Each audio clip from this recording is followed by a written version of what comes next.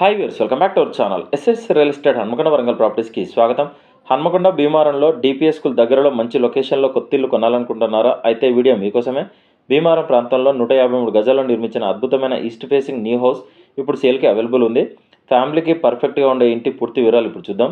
ఈ ఇల్లు ఈస్ట్ ఫేసింగ్లో నిర్మించారు. మొత్తం 153 గజాలు అంటే 28x49 డైమెన్షన్స్తో చాలా ప్లాన్గా నిర్మాణం చేశారు.